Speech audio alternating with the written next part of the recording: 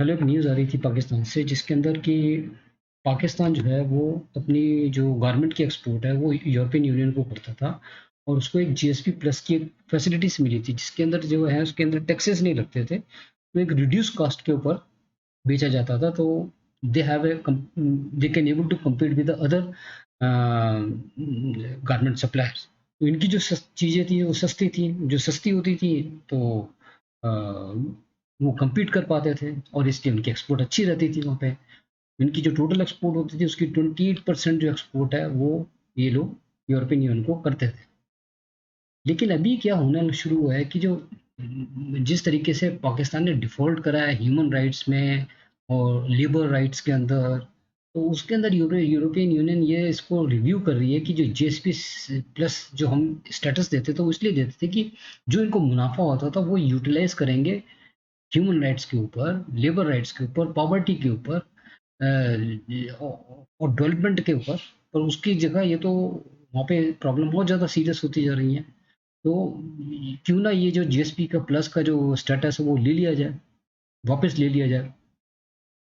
जो जो ये स्कीम थी मैंने बताया था ना आपको, they have no fail to fulfil the conditions जो उन्होंने इम्पोज करी हुई थी उसके ऊपर, to sustain development, poverty reduction के लिए वो कुछ नहीं कर पाए। अब पाकिस्तान जो है अगर 2020 में देखा जाए तो 28% जो पाकिस्तान की टोटल सेल थी वो यूरोपियन यूनियन को होती थी, ड्यूटी फ्री होती थी, against 78% of the total export और टू यूरोपियन यूनियन।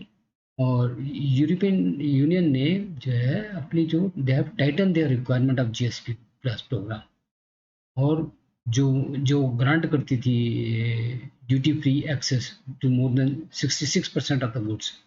अब जो है to qualify the GSP programmes, now they have submitted a programmes वो कि जो it has a more than 30 conditions हैं जो आपको फुलफिल करनी पड़ेंगी। अगर if you fail to fulfil those 30 conditions laid down by this European Union, तो आपको जो जीएसपी प्लस का स्टेटस है वो विदड्रॉ कर लिया जाएगा। तो बेसिकली ये तो वहाँ पे यूनाइटेड नेशन के लोग भी बैठे, ह्यूमन राइट्स के लोग भी बैठे यूनाइटेड नेशन के, वो रेगुलरली रिपोर्ट कर रहे हैं कि वहाँ पे ह्यूमन राइट वैल्यूएशन हो रहा है, ब्लास्फेमी लॉ अपने बने हुए हैं जिसके बेस के ऊपर कोई भी जरा भी ऊपर ऊपर नीचे कुछ बोल देता है वो अपने हिसाब से उसको डेथ सेंटेंस दे देते हैं, मार देते हैं उसको। और जो मार देता है उसके ऊपर कोई क्रिमिनल लॉ नहीं लगता इसके ऊपर। एक ब्लास्फेमी का जो लॉ बना रखा है वो पाकिस्तान ने, तो it becomes very difficult for people to freely live in Pakistan. और फिर साथ में क्या है कि वहाँ पे जो रिलीजियस जो है इंटॉलरेंस बढ़ती जा रही है, इकोनॉमिक क्राइसिस बढ़ती जा रही है, पॉलिटिकल इंस्टेबिलिटी कुछ रह नहीं गई है वहाँ पे। कोई गवर्नमेंट आती है, कोई गवर्नमेंट नहीं आती है, जो गवर्नमेंट आती है उसके अंदर ही अपनी इंटरनल इतने डिस्प्यूट रहते हैं कि कंट्री ठीक से चल ही नहीं पा रही है। और जो एक्शन प्लान लेने चाहिए पॉवर्टी के ऊपर, ये ह्यूमन राइट्स के ऊपर, जो डेवलपमेंट के ऊपर, वो कोई कंसिस्टेंट पॉलिसीज ही नहीं है उनके पास। और उसको ना ही उसको फुलफिल कर पा रहे हैं। कोई प्रॉपर रोड मैप नहीं बना रखा कि इसको किस तरीके से ओवरकम करा जाएगा।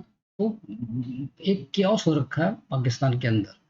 यूरोपियन यूनियन ने कहा है कि जो नई कंडीशंस हैं वो जो है एक बिग चैलेंज है इंडिया के पाकिस्तान के ऊपर to fulfil those conditions. And जबकि जो वहाँ के जो लोकल बिजनेसमैन हैं उन्होंने they have demanded the government कि भैया ये जो जो भी कंडीशन है उसको आप फुलफिल करिए, जिससे कि जो जीएसपी का स्टेटस है वो इंटैक्ट रहे, हमारी जो एक्सपोर्ट है वहाँ पे हम एक्सपोर्ट कर सकें, हम लोग और दूसरे जो एक्सपोर्ट के कंपटीटर्स हैं उनसे कम्पीट कर सकें। नहीं तो it is very difficult for us to export to European Union. हमारी मैक्सिमम एक्सपोर्ट तो यूरोपियन यूनियन को जाती है गारमेंट सेल की। और जो हमारी टोटल एक्सपोर्ट होती है जो जो भी $30 बिलियन की सारे साल में होती है, उसके अंदर जो हमारा जो एक्सपोजर होता है गारमेंट एक्सपोर्ट का वो बहुत बड़ा रहता है उसके अंदर।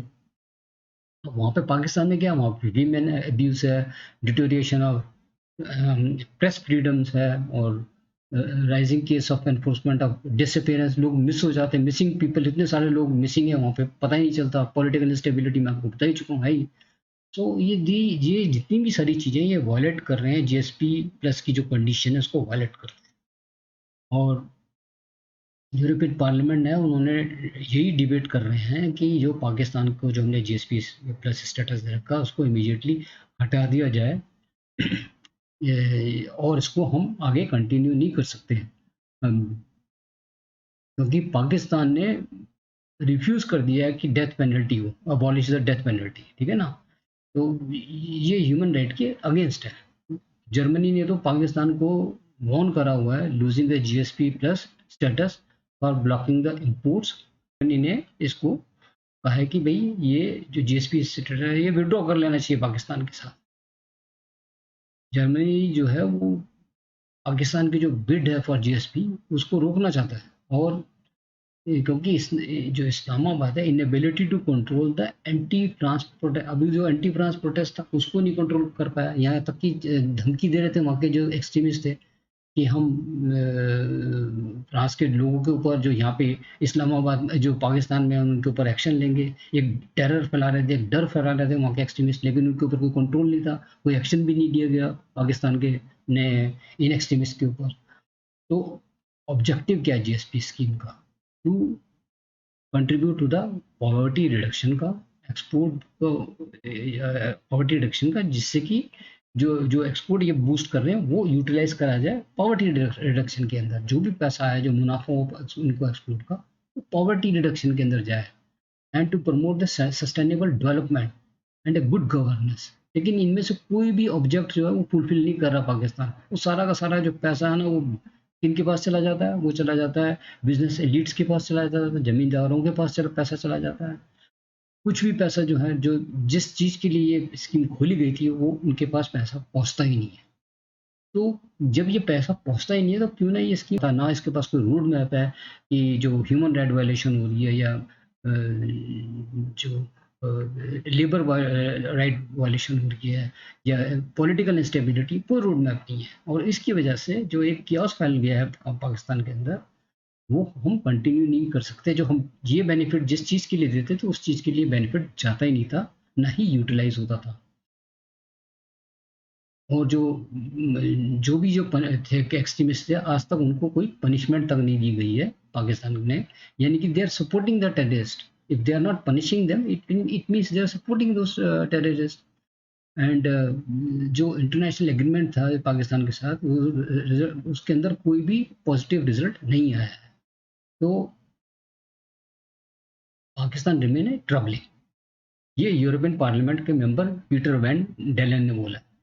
और human right situation continues to be cause for alarm with the constant challenges posed by the blasphemy cases।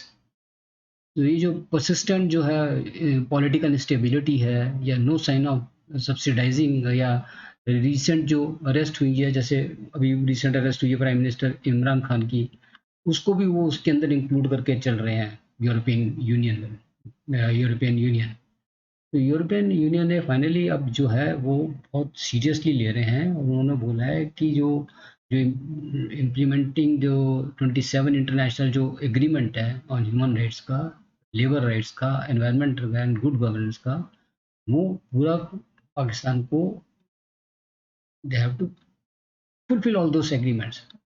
तब हम उसको रिव्यू करेंगे, अदरवाइज तो हम ये विड्रॉ कर लेंगे। तो पाकिस्तान की जो सिचुएशन है इस टाइम, फाइनेंशियल पोजीशन तो सब खराब ही है, इकोनॉमिक पोजीशन भी खराब है, और पाकिस्तान के पास कोई ऐसी एडमिनिस्ट्रेशन नहीं है या गवर्नमेंट ऐसी नहीं है जो कोई इन चीज़ों को कंट्रोल कर सके। तो सिचुएशन ये है कि टोटल कियाओस है। तो ऐसी कंट्री के साथ क्यों हम डील करेंगे जहाँ की ह्यूमन राइट्स की कोई की वायलेशन के ऊपर कोई इनके पास रोड मैप नहीं है।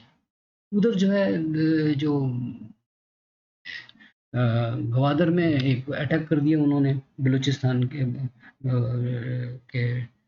जो टेररिस्ट हैं। उसमें ये बता तो ये रहे हैं कि भाई कुछ भी नहीं हुआ चाइनीज को, पर एक एक डर तो पैदा कर दिया उन्होंने चाइनीज के ऊपर कि ग्वादर में अगर काम करोगे तो भाई तुम्हारे पर कभी भी किसी भी टाइम अटैक हो सकता है। तो एक साइकोलॉजिकल प्रेशर डाल दिया गया चाइनीज के ऊपर। और वो पहले से ही डाला हुआ था। वो फर्दर डाल दिया गया है कि जो जितना भी ये पाकिस्तान की आर्मी हमारे को ऊपर कंट्रोल कर ले, लेकिन हम आपको छोड़ेंगे नहीं, यहाँ पे हम चाइनीज़ को काम ही नहीं करने देंगे। तो चाइनीज़ का एक डर कंसिस्टेंट पैदा कर दिया गया है। उधर बलूचिस्तान में क्या करा गया है कि जो एंटी टेररिस्ट फोर्स का था एक आदमी, उसके ऊपर उन्होंने अटैक करा और उस बंदे को उन्होंने मार दिया। तो कंटिन्यूसली वहाँ पे जो लोग हैं, जो टेररिस्ट एक्ट है, वो हफ्ते में 4 से 5 या 6 एक्ट हो ही जाते हैं। और things become very difficult for Pakistan to run with this situation. और जो वहाँ के जो फॉरेन के जो लोग रहते हैं वो भी एक अपने आप को डरा हुआ सा महसूस करते हैं और इनसिक्योर फील करते हैं लिविंग इन पाकिस्तान। पर पाकिस्तान के पास और उनकी आर्मी के पास कोई भी ऐसा प्लान नहीं है कि इस टेररिस्ट ग्रुप के साथ किस तरीके से डील करा जाए। एक छोटी सी न्यूज़ थी जो मैं आप लोगों के साथ शेयर करना चाहता था, जो कि पाकिस्तान से रिलेटेड थी। I hope you like this information. अगर आपको अच्छी लगी तो I request you to kindly like my channel and subscribe my channel, and please press the bell icon button. Thank you for watching my channel.